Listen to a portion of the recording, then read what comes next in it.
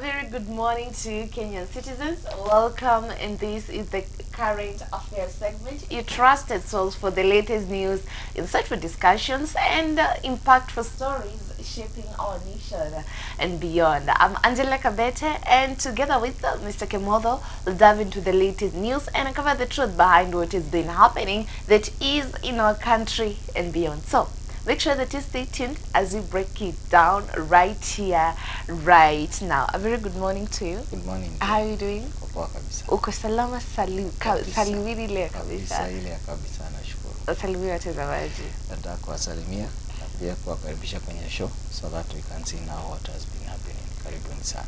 Okay, and we can't forget to mention that this show is proudly brought to you by Astacom Limited, your trusted super speed internet provider right here in Nakuru County. So this holiday season, whether you're streaming from home, running a biashara, or staying or you're working somewhere, well, Astacom has you covered with affordable rates, low installation, and low monthly charges. For more information, please contact 0743910538. And also, we have another sponsor. Yeah, we pia tuko na sponsor wengine ambao wanaitwa Nakuru Homeschooling Solution. Na the solution that they are giving is the education solution and also a better alternative. Na hawa pia huwa wanashughulika na masomo especially now ya 844 na CBE na pia the British system ama international system. Na the good thing is that si ati bado tu niko holiday hadi wakati masomo yale mengine yanaendelea, because unaweza kuwa pengine unataka mtoto wao apatiwe special attention ama special education. Huwa wanafunza haya yote, na pia you can reach them kwa namba yao ya simu 0729602575. You can reach them and contact them. Yes. Okay. Watu wasome this holiday season. Kabisa. Tunataka machepe. Kabisa. Okay. Yes. But before we dive into what has been happening, it is always our norm to give you that is the verse of the day. And today's verse comes from, that is John 1:14, and this is what it says. And the Word became flesh and dwelt amongst us, and we beheld his glory, the glory as of the only begotten Father, full of grace and truth. So the verse starts by saying that the Word became flesh. Isn't it the Word became flesh? It is referring to Jesus Christ, that God took him on human form. And it shows that God didn't just love humanity from a distance. He entered into reality by bringing Jesus to us. And then in the lake of Sema, and dwelt amongst us. It means that it was tabernacle, or it lived within us. Jesus Christ lived within us as Christians and believers. Alafu inaendelea kwa kusema, we beheld his glory. This refers to the miracles that Jesus performed, the compassion, okay, the authority that we as Christians and believers, we have been given because we have our authority in Christ, and also the ultimately death and his resurrection. Alafu inaendelea kwa kusema, the only begotten of the Father. It means that Jesus had a unique relationship with God, but because of the love that God had for us as his sons and daughters, as Christians, still he went ahead and gave Jesus Christ the only begotten Son. And that's my take. What's your take on this, Mr. Kimotho? Yeah, I can see pia kwa hiyo word inasema the Word became flesh and dwelt among us. So na ukiangalia even when Jesus was departing, alisema that is the Spirit of God is going to dwell in us. So we should actually acknowledge what is inside of us, and we should know that whatever we were given, especially those who believe in Christ Jesus, we have the strength of the Holy Spirit in us, and whatever is in us is also accompanied also to what is it is in heaven. So it is something that we need also pia ni kama kuilimia because what is unajua kile ambacho tuliachiwa ndicho kinatusaidia. So it is good that we recognize that, and we should also, that is, cherish it. I agree. And that is the verse of the day. Now, let's head over to what has been happening. I have the Daily Nation with me. I have the Standard newspaper. And in today's Daily Nation, these are some of the matters that we'll be checking out today. That is the education sector, matters to do with school fees. They call it the school fees puzzle. And then we'll be checking out that is matter to do with finances, that is and the economy in our country. They'll be checking out matters to do with politics, leadership and governance. What about you? Yeah, pia nikiangalia kuna county stories, kuna politics ambazo ziko hapa, na pia kuna other international, that is news ambazo ninaona wameweza kuziangazia kwa gazeti siku ya leo. All right. Yes. So let's start with the Daily Nation. Page 1 of the Daily Nation, they have repeated the same story that has been mentioned over and over the whole of this week. That is, they call it Jirongo death misery. And you know, Pius Cyrus Jirongo was a prominent Kenyan businessman and a politician as well, and he died following a road accident. But from the beginning, according to those people are doing the investigation, the circumstances surrounding the crash raised a lot of question.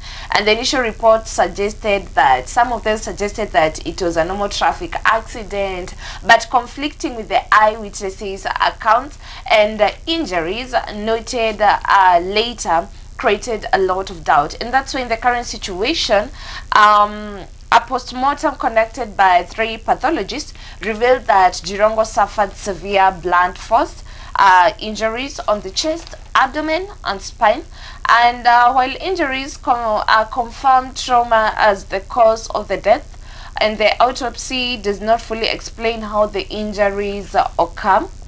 How the injuries really occurred.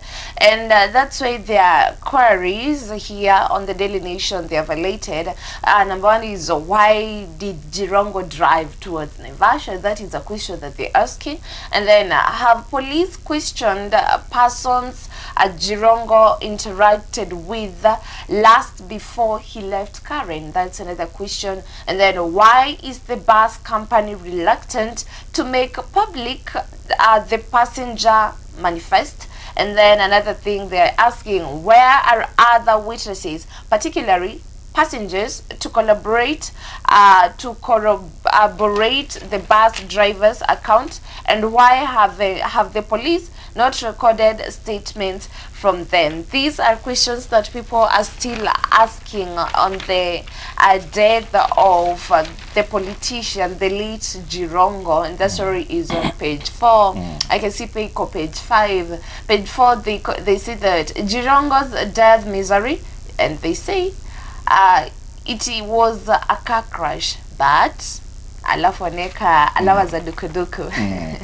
And I can see here there is a statement that is from the state pathologist, and this postmortem forms a part of ongoing investigation.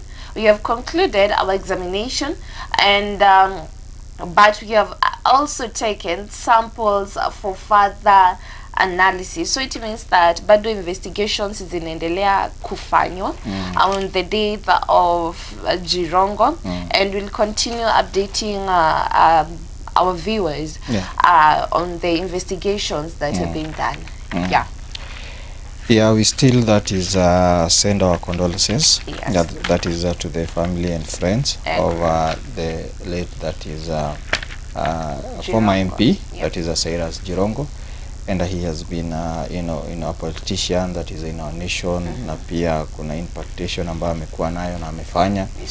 So as the investigation ambazo zinaendelea, the only thing maybe we can actually maybe appeal is that it should not be so much politicized, because at the same time you know the family is mourning. At the same time he's you know, a public figure.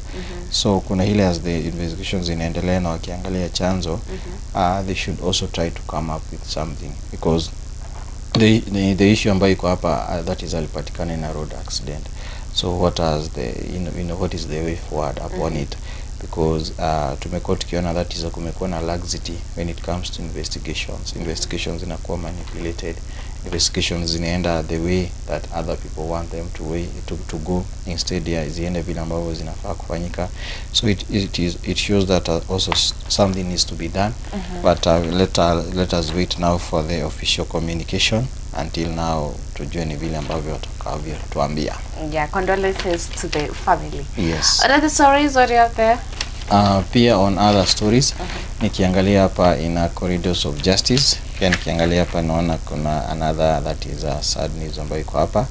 Kuna Justice Ibrahim ambaye amekuwa ni judge pale Supreme Court, na especially wengi ambao wamekuwa wakifuatilia anajulikana sana kwa sababu Supreme Court, especially wakati that is kunakuwa na zile petitions za election, watu that is hawa judges huwa wanahusika sana, na pia wakati ambao kuna kesi ambayo imeweza iko na that is na issue sana, watu wameweza ku that is kimjua. So Supreme Court judge that is Mohammed, that is Ibrahim was was kiangalia hapa kulingana na gazeti nasema ya kwamba that is his final blow ilikuwa pale Aga Khan University Hospital ambapo alikuwa anapokea that is a treatment. Now the senior judge is said to have passed at the private hospital at 4:30 p.m. after illness. So Ibrahim was to leave the Apex Court in 2 weeks time after that is so in fact at kama alikuwa almost that is kuweza kuretire. But tunaona ya kwamba amekuwa akijitolea sana, especially wakati when dealing with that is so many other cases, election cases na mambo yale mengine ambayo amekuwa pale. So we say that is a condolences to the family, friends, and also to the that is a fraternity of the justice system. And kiangalia hapa pia bado wanaweza kutu that is kuna wale alongside ambao amekuwa naye. He alongside that is the Chief Justice Willy Mutunga, Justice that is a Smoky Wanjala, that is a Njoki Ndongo, kuna Nancy Baraza, kuna Professor Jackton Ojwang and Philip that is a Tunoi ambao pia wamekuwa wakifanya kazi na yeye, na pia ina 207-28 post election violence ambayo pia yeye ndiye alikuwa anahusikana na kesi ambazo zilikuwa pale.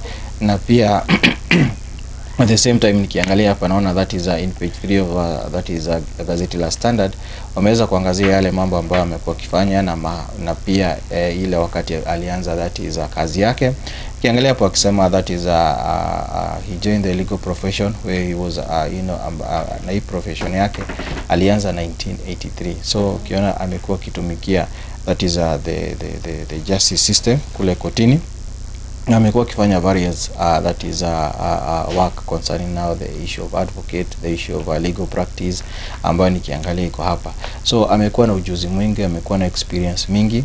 So we want to say that is a condolences to the family, to the fraternity of the court, na pia also to the family and other friends. Na hiyo story yake ndio naona that is imeweza kuangaziwa hapa. Yes. Okay. And away from that, on other stories that is matters to do with politics, specifically tunaangalia that is the ODM party, and it was one of the highlights on the Daily Nation page 1, and it reads ODM without Raila. You know, he was the leader of the party, and MPs plots defection. And they say that some Orange Party MPs opposed to the outfit working with President Ruto. You know, that is the broad-based government that still exists, including endorsements for his re-elections, and other apprehensive about rigged primaries and have signaled they will decamp in the run election up to the 2027 election. You know, that story is on page 7, and you know the ODM party has long been strongly associated with Raila's Odinga leadership, and Raila's political future and positioning have created uncertainty with the party. The fact that before he died he had joined that is the broad-based government, and that's why you can say the current situation. Several ODM MPs, some now cooperating with the President Ruto's government, and others are considering defecting. And they fear losing the political ground, being caught and prepared for the 2027 elections. And on page 7, they call it the split. The rebel side bungled primaries and working relationship with Ruto. ODM lawmakers are plotting exit before 2027 general elections, and MPs believe 20-year-old outfit is getting directions from elsewhere. So talking about elsewhere, tunaongelea wapi? Could it be from another leader who is trying to interfere with their party? They have not really mentioned it. And the height of the possible exodus, that is from the 20-year-old party, the directive, divisive broad-based government are arranged between the ODM and the President William Ruto, United Democratic Alliance. And the plan by the party to back President Ruto's re-election has led to an ease of the parties, and it has raised a lot of concerns. Some leaders say that they're not going to support it, and you can see the supporters of the broad-based government, including several party hawkers, honors, have been rallying ODM patients to consider President Ruto for a second term. And still, don't forget, ODM party is known as a strong opposition party. Is it really losing its identity? Naona hapa kuna statement here, one of the MPs that anasema, if ODM continues working with Ruto, I will seek a re-election on another party or run as an independent Saboti MP. This is one of the statements from a leader, from an MP in the ODM party. And also there is other statement that is from Mr. Babu Wino. Alisema the party must conduct credible primaries. If not, we will get alternatives. What does it mean by the term alternatives? Could it be doing as MP Saboti has said, run independently or join another party? And in addition to that, Mr. Wino said, in recent days talked of plans to deny him the party ticket. Akasema, I know ODM may not give me the ticket because Johnson Sakaja was endorsed at the Bomas of Kenya, the Embakasi East MP. That is what he said. Can you say there are strong divisions among the party? Definitely kutakuwa na shake up, because we all know that that is the former prime minister alikuwa ameshikilia that is ODM vizuri kabisa. And actually now wakati now kulikuwa na yale mambo ambayo yalikuwa yanaendelea, tuliona kumekuwa na shake up, because actually even before his death tulikuwa tumeona kulikuwa na split. Kuna wale ambao walikuwa na support the broad based government, kuna wale bado hawakuwa na support, kuna wale tu bado walikuwa pia wamenyamaza. So na baadaye sasa ndio tukaanza kuona kumekuwa na yale mambo ambayo yamekuwa yakifanyika pale. Na pia you remember even during that is the burial ceremony, that is the daughter that is Winnie Odinga alikuwa anaongea over generational reset to ODM. Kana kwamba sasa wakisema that is even hata upon even other speeches tupotumeona kwamba akisema sometimes also tunahitaji pia turudi pale kwa wananchi tuweze kuuliza kama hiki kitu bado wanafaa endelee, because that is the former prime minister alikuwa na believe in democracy na alikuwa na patia kipaumbele the voice of the people. So kutakuwa ile shikapa ambayo itakuwa iko pale na kutakuwa na mambo mengi, because actually even tuliona that is juzi even that is Oburu Odinga kisama ya kwamba ODM iko na government hadi 2027. So we don't know now what will happen even that is after 2027. So inamaanisha kutakuwa na mambo mengi sana ambayo patakuwa pale, na unajua sasa ODM it is one of the party ambayo imekaa more than 20 years. So ni party ambayo imekuwa na structures na misingi hadi kule kwa ground. But definitely kutakuwa na shake up ambazo zitakuwa ziko pale, because pia kuna different of ideology, kuna that is na pia dynamics pia zimeweza kuchange pale. Yes. You say that ODM risks that is weakening its political force coming 2027. Yeah. And as well, what does this really mean for the UDA party? Could it be a good thing for them, because ODM, they're strong competitors? There are things that do change. Actually, even we don't know if still maybe the UDA itakuwa bado UDA ama maybe watamerge. We don't know. Also at the same time, to me appear the president akisema he's still a founding, that is a founder member of ODM. So we don't know the changes, the any other thing ambayo inaweza fanyika pale. But tutasubiri, tutaona, kwa sababu hizi zinaitwa siasa. Pengine unajua kuna wakati mmoja kitambo pale watu walikuwa wanasema ya kwamba that is tinga ilimezwa na jogoo. So kuna mambo mengi ambayo yatakuwa pale, so tujui this time round vile kutaenda. But definitely kuna shake up ambazo tunaziona, because you can see kuna wale ambao pia in their members na pia elected, that is members by kupitia chama cha ODM. Tumekuwa tukiona wamekuwa na indifferences. So definitely kutakuwa na zile shake up ambazo zitakuwa zikiangaliwa pale. So we don't know kama watamerge, we don't know, because saizi unajua bado pia hawana presidential candidate. So that is as per now, and also as per the ODM party. So we are really tutaangalia tutaweza kuona.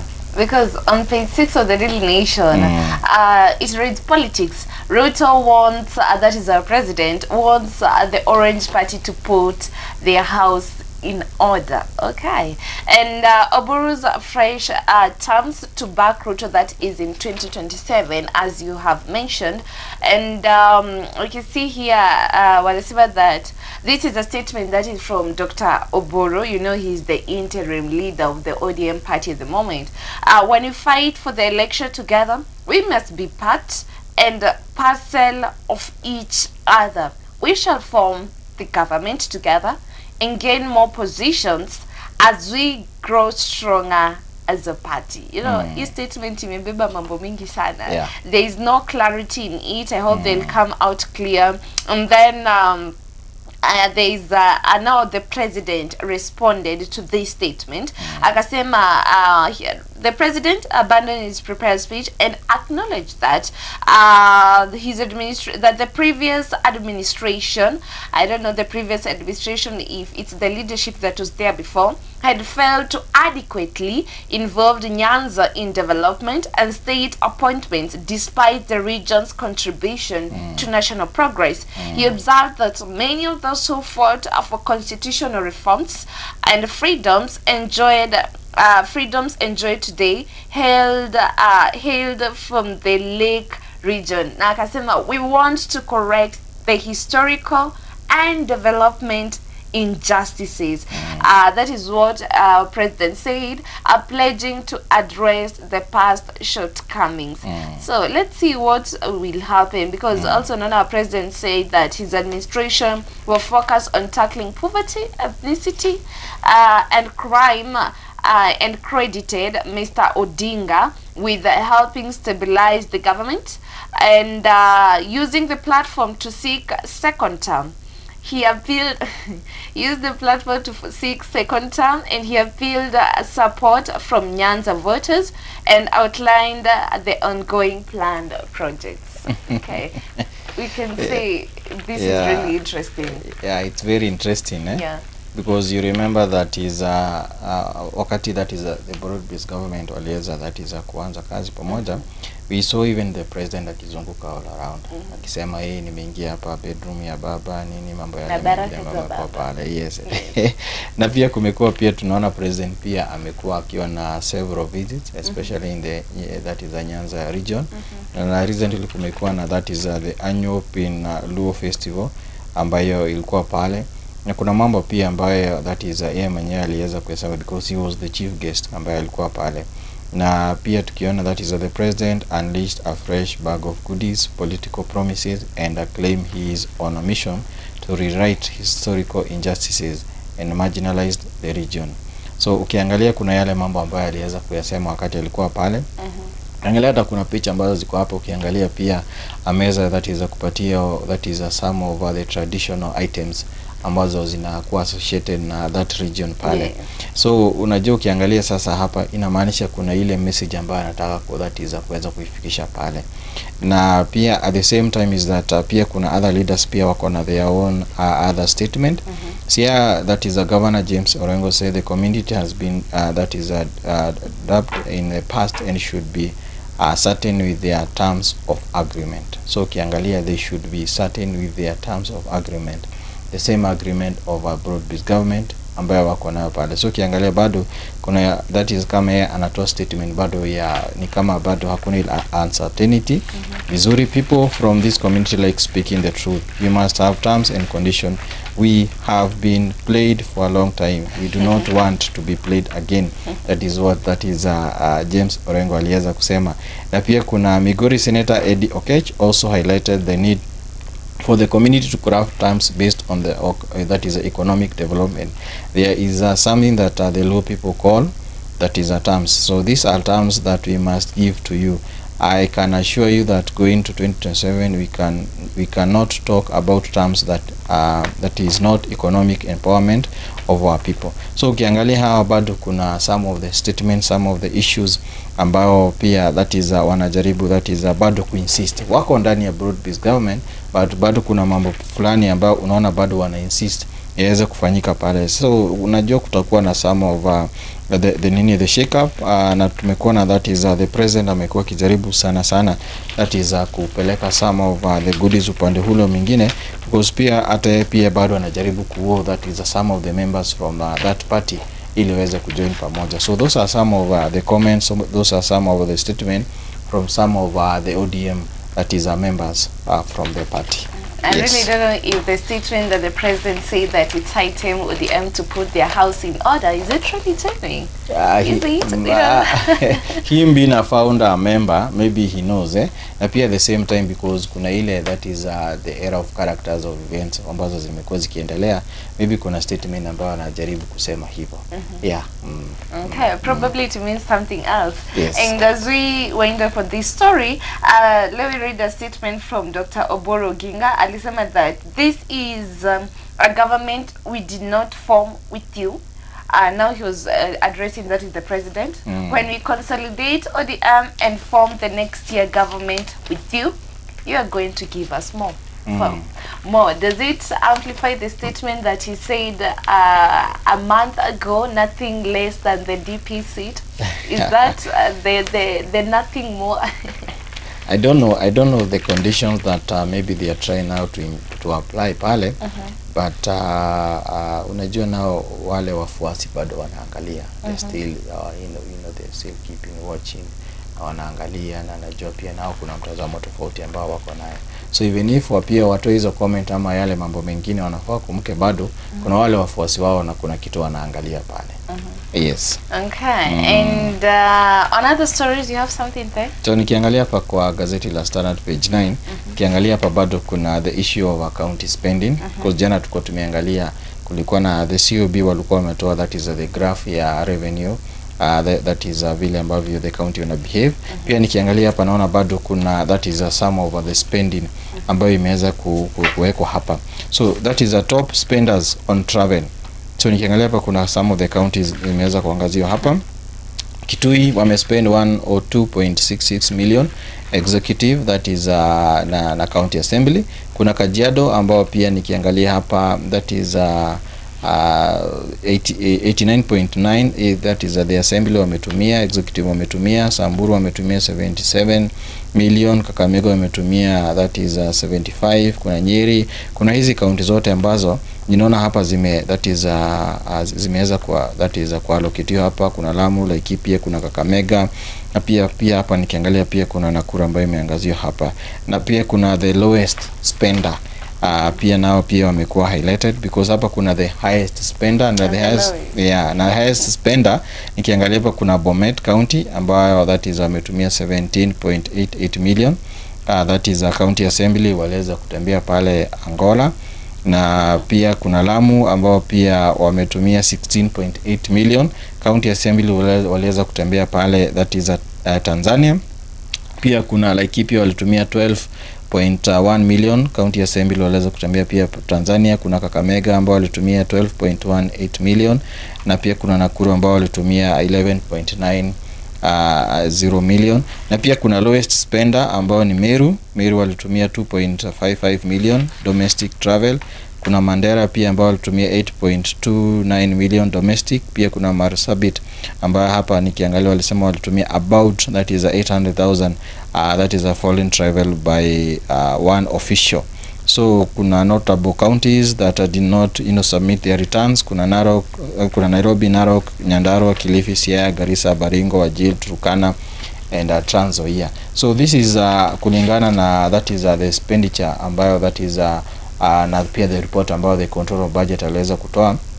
Unajua control budget lazima angalie how the counties are spending that is their money. Ukiangalia hapa the control of budget anasema that is 37 counties spend over 1.5 billion on domestic and foreign travel in the first quarter of that is 2025 to 2026, that is a financial year. No, so ukiangalia kulingana na zile listing that is ambazo tumeweza kuzisoma hapa, that is kuna hizi counties ambao wamekuwa wakitumia some of these travel ambazo zimekuwa pale, and sometimes unashindo ni kwa nini, kwa sababu unakuta kama domestic travel unakuta one of the county wanatumia 56.94 million na ni domestic, just domestic, hawajatoka nje, maybe wame travel from Nairobi to Marsabit to Turkana ama pengine to other places, but unakuta that spending inakuwa too much high. That's why naso ukiangalia sasa hapa, that is the control budget anajaribu kuangalia, na the reason as to why the control of budget anatoa hizi figures so that also watu wanakuwa informed. Ndio wakati kiongozi wenyu anakuja pale, mnaweza kuwa na some of these questions ambazo wako nazo pale, because sometimes it's very unfortunate because ukiangalia some of the counties the spending ambao wametumia pale, na saizi tunaona some of those counties ndio saizi tukiangalia wanaanza that is wako na issue of hunger issues ambazo zinaendelea pale, and yet there are some of the spending ambazo ziko hapa. So all this report imekuwa reveal na imetolewa na the control of budget. Hao ndio wametoa hizi report kulingana that is na how the counties wamekuwa wakispend that is their money, na pia wamekuwa that is na kulingana na zile location ambazo wamekuwa wakipatia. Na ukumbuke and some of the counties hapa ambao wamespend all this money, ukienda pale kwa development ambayo tulisoma jana, kuna less ambayo imefanyika. We have not spent money actually on development. Yes. So I really don't know what's happening in our country. Still, don't forget the vision of becoming the first world country like Singapore. With this character, tutafika kweli. Na najua hii inafaa trickle down even to the county governments because of how they spend. That's what tulisema kukiweza kuwa na certain that is a regulation so that if a county imepatia certain amount of money, tunajua development itaenda kwa hii head sector itaenda, yani ikuwe tu imegawa kulingana na vile the county inakaa na mahitaji ya county. Yes. You know, this could spark public anger because this is the misuse of taxpayers money. Wakenya wenye wanalipa tax pale nje. Yes. So I hope there will be that part ya accountability. Yes. Because I can also see the same story that is on the Daily Nation, and the controller of budget ali flagged that these trips are unnecessary, excessive and poorly justified. So to the common mwananchi pale nje, angalia kiongozi wako ametumia ngapi. Nikifika siku ya campaign, you compare the trips versus the development that the leader has made in that place. Yes. Okay. And away from that, on other stories, matters to do with that is the education sector. Page 10 of the Daily Nation, they call it the senior school fees puzzle, and it reads, education state release guidelines fixing 53,554 fee for public senior boarding schools.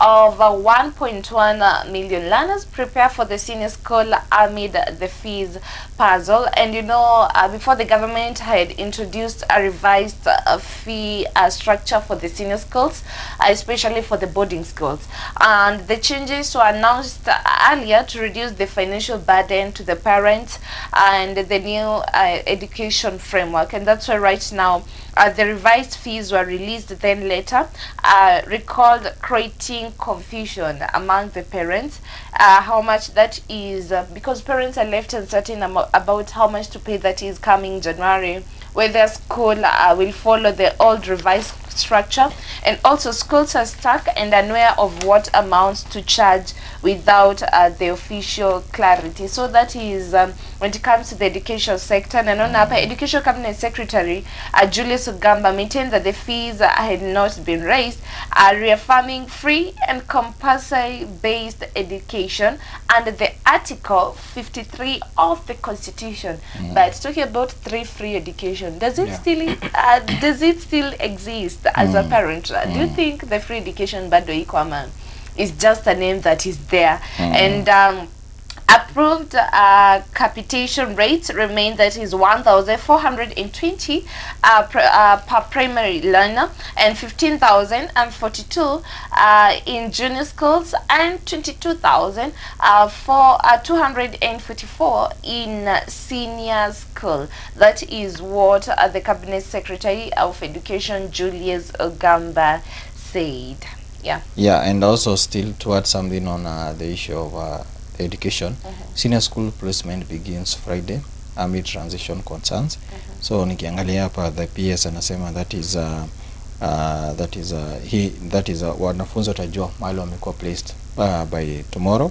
Na pia kuna vile ambavyo anasema that is from Friday, learners can check their placement by sending the assessment number via SMS to that is 22263 on any mobile network, or by visiting their former that is a junior schools where head teachers have access to the system.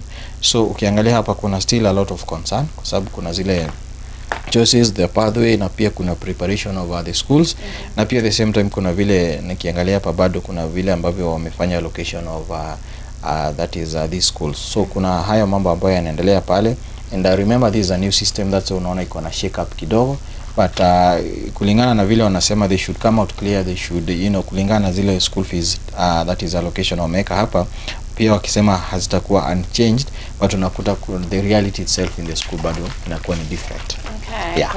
And I guess that is what we had to check out today on what has been happening that is in our country and beyond. As we wind up, you have something to tell our viewers? Yeah, it's just also first of all kushukuru wa viewers kwa vile wamekuwa pamoja na sisi na kuwatakia siku njema yenye baraka, na at the same time excuse kuweza kuwakumbusha ya kwamba tuko na wafadhili ambao that is wanafadhili hii show, na pia tuko na Nakuru Homeschooling Solution ambao that is wanasaidia that is watoto wetu wakati watoto wako holiday, na pia wakati watoto bado shule zimeresume. Pia unaweza ongea na wao ili mtoto wako aweze kupata yale masomo atakio pale nyumbani.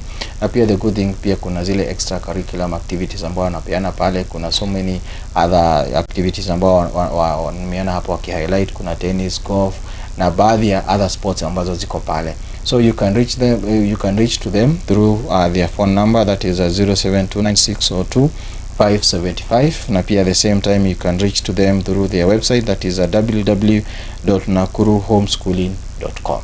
Okay. And we can't forget to mention our other sponsor, that is Astacom Limited, your trusted super speed internet provider right here in Nakuru County. So this holiday season, whether you're streaming, working from home, running a biashara, or staying with connected with your loved ones, Astacom has you covered with affordable rates, low installation fees, and low monthly charges. So for more information, contact them on 0743910538. Mr. Kimotho pia upige wifi ya nyumbani.